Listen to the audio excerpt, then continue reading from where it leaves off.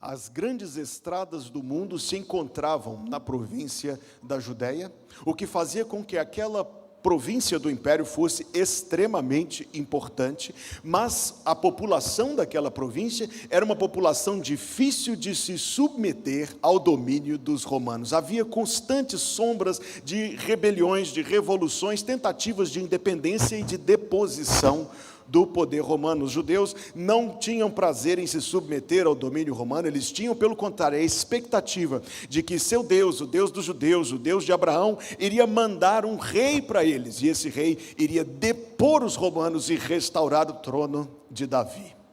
Ele tinha constantemente de sufocar essas insurreições, e os historiadores judaicos dizem que ele o fazia com não pouca violência. Ao mesmo tempo, era sim uma posição elevada, uma posição importante, ainda que carregando junto uma missão difícil, e que trouxe num dia da vida de Pôncio Pilatos um privilégio muito além da sua imaginação, porque ele estava diante do próprio Deus.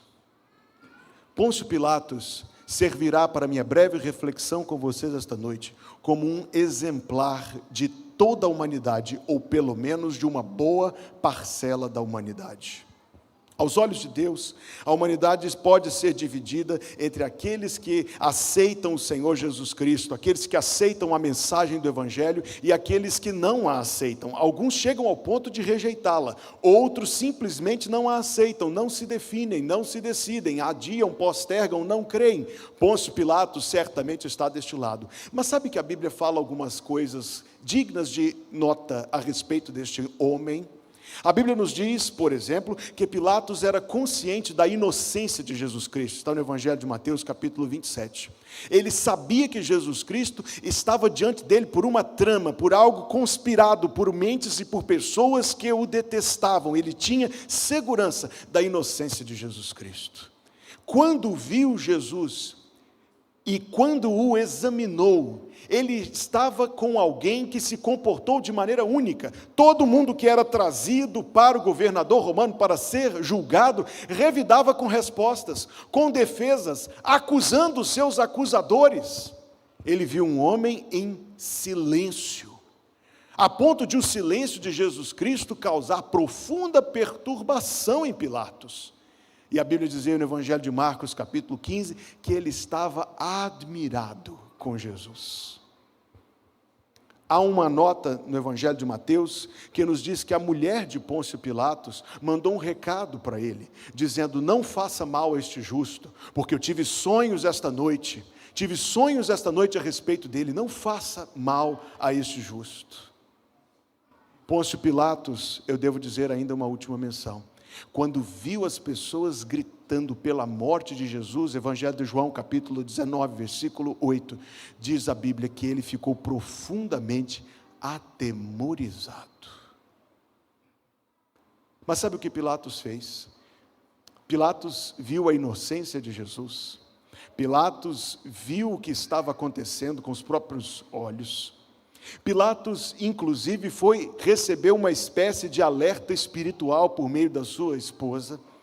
Pilatos viu tudo o que estava diante dele, mas quando chegou a hora de ele tomar uma decisão, 3 coisas ele fez. A primeira, ele disse: ele nasceu na Galileia, então ele deve ser julgado pelo rei Herodes. Transferiu para outra pessoa a decisão.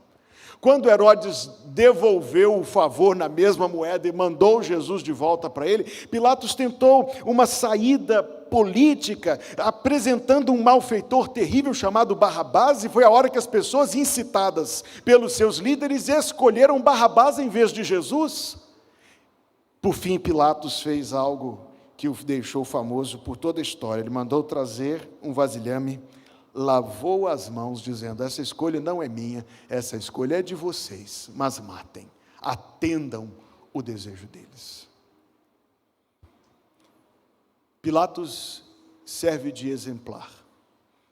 Existem tantas pessoas que veem musicais de Páscoa como este, e reconhecem que Jesus é maravilhoso, reconhecem que Jesus é singular, mas não reconhecem a ponto de darem um passo e virem a Jesus Cristo. Pilatos serve como um exemplar. Eu disse que a mulher dele teve um sonho. Hoje Deus fala mais claramente do que por meio de sonhos, e graças a Deus por isso. Deus nos dá a sua palavra escrita. A esposa de Pilatos foi até ele. E quantas são as pessoas que são urgidas, que são convidadas por seus cônjuges, por seus filhos, por seus parentes, dizendo: venha ao Senhor Jesus Cristo. A mulher de Pilatos mandou um recado: não faça mal, eu fui preocupada, atormentada com isso. Claro, era algo espiritual, sim. Como é algo espiritual a sua presença aqui esta noite, e como é espiritual a voz de Deus falando ao seu coração. Eu só falo aos ouvidos, quem fala ao coração é o Espírito Santo. Mas mesmo recebendo tão grande alerta, Pilatos, talvez preocupado com a sua posição, com a sua importância, com o que iriam pensar dele, com as consequências, de alguma forma Pilatos decidiu: não, deixa outra pessoa decidir isso por mim, deixa Herodes decidir isso. Sabe, Herodes era uma péssima pessoa para tomar uma decisão tão importante. Mas alguém diz isso mesmo, fala assim: no dia que a minha esposa aceitar Jesus, eu vou aceitar Jesus também. Delega, terceiriza. Alguns consultam a multidão, também como Pilatos fez. Qual é a opinião dos meus amigos sobre: você quer virar crente? Não, não vire crente não, é uma coisa péssima que você está pensando em fazer. Não, os meus amigos estão falando que eu não devo virar crente. Não, os meus familiares, eu prometi que eu ia ficar na mesma religião por toda a minha vida. Talvez Pilatos tenha pensado nisso, ele estava pensando: eu sou romano, vou adorar a Deus agora? Pilatos era uma pessoa não diferente de mim ou de você. Era gente de carne, de osso, de sangue, de emoções, de mente, de vontade, de família, de memória, de história, de pensamentos, de identidade. Pilatos lavou as mãos, e muita gente lava as mãos a respeito de Jesus. Muita gente diz: hoje não, amanhã não, um dia talvez, não quero. Aconteceu com Pilatos o que eu já vi acontecer com dúzias e dúzias de pessoas. Deus toca o coração daquela pessoa, e nós vemos essa pessoa tão perto de conhecer Jesus Cristo, tão perto de uma experiência verdadeira de salvação. Talvez você já tenha visto isso, muitas vezes eu já vi, e nós ficamos meio que na torcida e na oração: vem, dá um passo. Nós pedimos: Deus, abençoa essa pessoa, em nome de Jesus, toma na mão, toma pela mão, conduz. Passa um filme na minha mente de quantas vezes eu já fiz essa oração. E algumas vezes, muitas aliás, eu tive a alegria de ver a obra completa de Deus na vida da pessoa. Mas algumas vezes, infelizmente não poucas, tristes, eu vi o interesse se apagar. Eu vi aquela sensibilidade do coração sumir por completo. A pessoa estava aqui nos cultos, aqui, domingo após domingo, interessada, conhecendo, querendo conhecer a Deus. Mas, como eu disse, foi-se embora.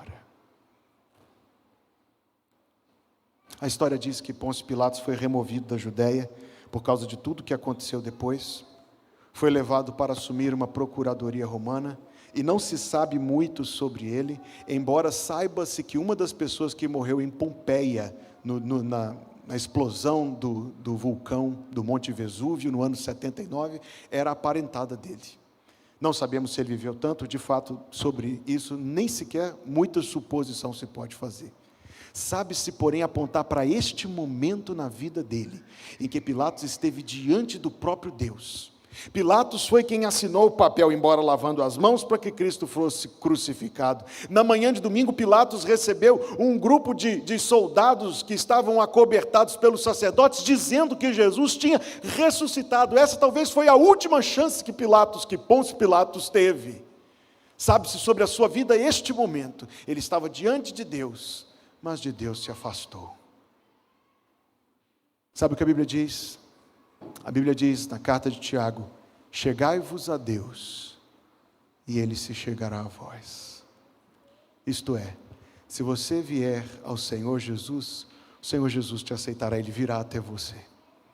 Se você vier até o Senhor Jesus, você encontrará nele um Salvador maravilhoso, bondoso, disposto a morrer na cruz por causa dos nossos pecados, para nos salvar. Mas a boa notícia continua sendo: morto não ficou, levantou-se dos mortos, subiu ao céu. Você vai ouvir daqui 3 ou 4 minutos a última música do coro. É uma explosão de glórias e aleluias, falando que Cristo é digno. Sim, é digno hoje, e esplendidamente será quando descer em breve. Quando vier em breve, para buscar o seu povo, para buscar a sua igreja. Você faz parte desse povo? Você faz parte do povo que Jesus virá um dia para buscar? Eu disse que há uma linha, de um lado os que já aceitaram Jesus, do outro lado os que não o aceitaram. Você sabe o que é aceitar Jesus? Talvez você já tenha ouvido isso muitas vezes na sua vida. Aceitar Jesus é entender a mensagem que eu estou dizendo aqui. Você aceita sem ressalva, sem rejeitar, sem questionar. Sim, eu sou um pecador. Eu preciso de um Salvador. Eu não posso salvar a mim mesmo. Eu confio somente em Jesus Cristo para ser o meu Salvador. Eu me entrego a Ele para ser o Senhor da minha vida. Isto é aceitar Jesus. A Bíblia fala sobre aceitar Jesus. A Bíblia fala que o povo para o qual Ele veio, não o receberam. Mas a todos quantos o receberam, isto é, aqueles que aceitam esta mensagem do Evangelho, a estes, deu-lhes o poder de serem feitos filhos de Deus. Eu fiz uma pergunta: você está no meio do povo que vai subir quando Jesus vier?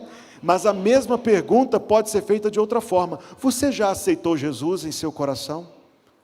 Você já aceitou Jesus, esta mensagem salvadora do Evangelho? Você veio para assistir uma apresentação de Páscoa, mas Deus tinha marcado este encontro com você para hoje. Você já aceitou Jesus? Não, pastor, eu nem sei como faz para aceitar Jesus, e não é difícil. Se você fizer uma oração, eu não sei orar, ore como puder, ore como souber. Mas se você fizer uma oração sincera, Deus lá no céu ouvirá. E Deus responderá a sua oração com todo o amor dEle, com toda a graça dEle, com as promessas fiéis que estão na Escritura Sagrada, que dizem que todo aquele que invocar o nome do Senhor será salvo. É sobre isto que eu quero orar agora. E eu quero orar por algumas pessoas que entenderam esta mensagem e não querem ser igual Pôncio Pilatos, não querem lavar as mãos. Mas hoje entendem que querem e que precisam abrir o seu coração para Jesus, aceitar a mensagem do Evangelho, que querem abrir o seu coração para a mensagem salvadora de Jesus Cristo. Então eu vou pedir que todos abaixem a cabeça, que todos fechem os olhos, porque agora é a hora mais importante desta noite. Agora é a hora mais importante desta noite, por isso resista à tentação de se distrair. Agora é a hora em que eu quero orar por cada pessoa que em seu coração quer aceitar a mensagem do Evangelho e quer aceitar a Jesus como seu Salvador e Senhor. Faça um gesto com a sua mão, eu verei e eu vou orar por você. Que Deus te abençoe em nome de Jesus. Posso orar por você que quer aceitar Jesus? Faça um gesto com a sua mão. Eu quero orar pela sua vida. Que Deus abençoe vocês em nome de Jesus. Pode abaixar sua mão. Amém. Amém. Mais alguém? Que Deus te abençoe em nome de Jesus. Que Deus te abençoe em nome de Jesus. Mais alguém? Vamos orar a Deus. Deus bendito, o Senhor conhece o coração de todos aqui. E eu peço ao Senhor que abençoe cada pessoa que veio participar da celebração desta noite. Mas oro em especial por estas vidas cujo coração foi tocado pelo Espírito Santo, que externam, Pai, levantando a mão, um simples gesto, pedindo-me que ore por eles. Eu estou orando, Senhor. Um simples gesto com o qual dizem: eu quero aceitar Jesus e a mensagem salvadora do Evangelho. Deus, que o Senhor abençoe estas vidas, que o Senhor dê pleno entendimento do teu plano de salvação, que essas pessoas possam continuar crescendo espiritualmente e experimentando a vontade de Deus, que é boa, perfeita e agradável. Obrigado, Senhor, por esta linda noite, e obrigado por esta mensagem maravilhosa. Jesus morreu, sim, mas venceu a morte. Jesus morreu, sim, mas ressuscitou, subiu ao céu e em breve virá para nos buscar. Por isso nós estamos aqui, ó Deus, para louvar, para adorar e para engrandecer o nome maravilhoso, o nome de Jesus. No nome dele nós oramos. Amém.